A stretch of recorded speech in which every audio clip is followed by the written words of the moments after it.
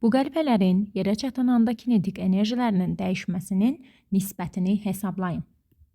Deməli, burada bir dənə cismimiz maksimal qalxma hündürlüyündə, yəni burada onun son sürəti 0 olur. 2 dənə qəlpəyə parçalanır. Qəlpələrdən birinin kütləsi o birisindən 3 dəfə çox olur. Məsələn üçün bunun kütləsi m-dir, bunun da kütləsi 3m-dir.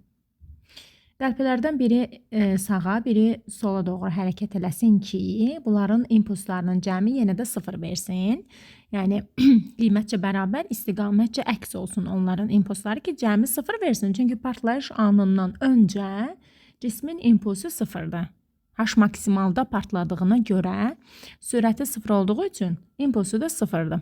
Qəlpələrdən birinin kütləsi çoxdur, sürəti az olacaq.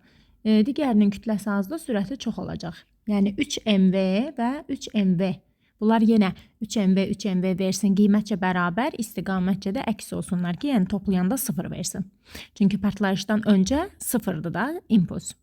Partlayışdan sonra da sistemin impulsu 0 olmalıdır. Sürətlərin üfüqi toplananları elə olduğu kimi qalır. Niyə? Çünki x oxu boyunca qəlpələrə heç bir hansısa qüvvə təsir etmir. Ona görə bunun sürəti v, bunun da sürəti 3v olaraq qalır. Amma sürətlərin şaquli toplananları, bunlar müəyyən bir maksimum hündürlükdən düşürlər. Və şaquli ox boyunca, y oxu boyunca onlara ağırlıq qüvvələri təsir göstərir.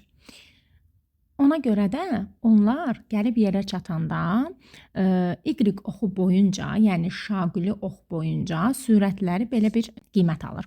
Kökün altında 2gh və kök altında 2gh və hündürlüklər eyni olduğu üçün onların qiymətləri də bir-birlərinə bərabər olur. İndi burada sürətin qiymətini tapmaq üçün yerə çatan anda bu düsturdan istifadə edəcək. Birinci üçün kök altında v1-in kvadratı üstə gəl kök altında 2gh-ın kvadratı. Bu da bizə elə 2gh verəcək.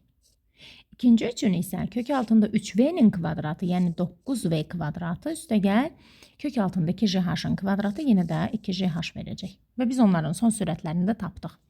İndi birinci cisim üçün kinetik enerjinin dəyişməsi delta YK1 bərabər olacaq onun enerjilərinin fərqinə. 3m vurul. 3m bölü 2-ni gəlin mörtəzədən kənara çıxardaq. Onsuz da ikisində də olacaq. Yerə çatan anda sürəti, deməli v kvadratı üstə gəl 2gh kök altında. Bir də bunun kvadratı var. Axı düstur mv kvadratı bölü 2-dir. Ona görə qalacaq v kvadratı üstə gəl 2gh minus v kvadratı. Belə. Yəni onun əvvəl sürəti v idi, sonra oldu kök altında v kvadratı üstə gəl 2gh. Aha. Buradan delta YK1 bərabər olacaq 3m bölünsün 2. Bunlar gedir, vurulsun 2gh. Bunlar ixtisar gedəcək, qalacaq 3mgh. Belə. İndi bunu ikinci cisim üçün yazaq. Delta YK2 bərabərdir. Onun yerə çatanda sürəti kökün altında 9v kvadratı üstə gəl 2gh-dır. Deməli, kütləsi də m-dir. M böl 2 mörtəzədən kənara çıxardıram. Kökün altında 9v kvadratı üstə gəl 2gh-ın bir dənə də kvadratı olacaq. Yəni, kök gedəcək. Qalacaq 9v kvadratı üstə gəl 2gh minus. Burada da axı sürəti 3v idi. Onun da kvadratı eləyəcək 9v kvadratı. Və bunlar gedəcək. Delta YK2 də bərabər olacaq. Deməli, mgh. Belə. Məndən də 2-nin 1-ə nisbətini istəyir. Delta YK2 bölünsün. Delta YK1 bərabər olacaq. Kəsir xətti.